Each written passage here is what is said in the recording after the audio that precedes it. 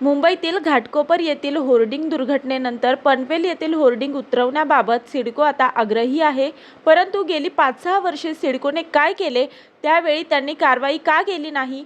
दुर्घटना घडेपर्यंत प्रशासन कारवाई करण्यास का थांबते, असे प्रश्न उपस्थित करत उच्च न्यायालयाने इतके वर्ष बेकायदेशीर होर्डिंगकडे डोळेझाक करणाऱ्या सिडकोला गुरुवारी सुनावले। पनवेलमधील काही होर्डिंग्स बेकायदेशीर आहेत असे म्हणत सिडकोने संबंधित ॲडव्हर्टायझिंग फर्मना 48 तासात होर्डिंग्स उतरवण्यासाठी नोटीस बजावली।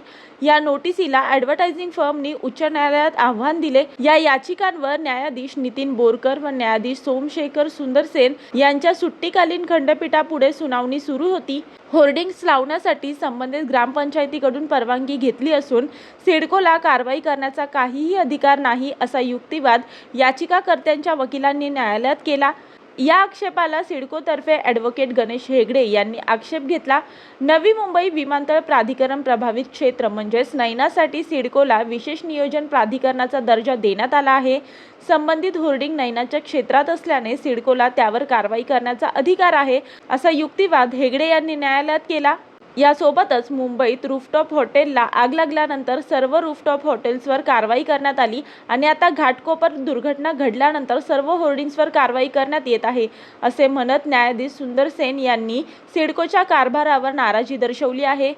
यासोबतच हे अधिकार सिडकोला केव्हा देण्यात आले, अशी विचारणा न्यायालयाने केल्यानंतर हेगडे यांनी 2023 मध्ये सिडकोला हे अधिकार देण्यात आल्याचे सांगितले। सोबतच पनवेल येथील संबंधित होर्डिंग बेकायदेशीर असल्याचा दावा करताना हेगडे यांनी म्हटले आहे की DCPRच्या नियमानुसार हे होर्डिंग्स निश्चित करण्यात आलेल्या आकारात नाहीत। तसेच हायवे लगत असूनही ॲडव्हर्टायझिंग कंपनींनी राष्ट्रीय महामार्ग प्राधिकरणाकडून परवानगी घेतलेली नाही। त्यामुळे आम्ही तातडीने हे होर्डिंग्स हटवणार असल्याचं सिडकोकडून मांडण्यात आलं।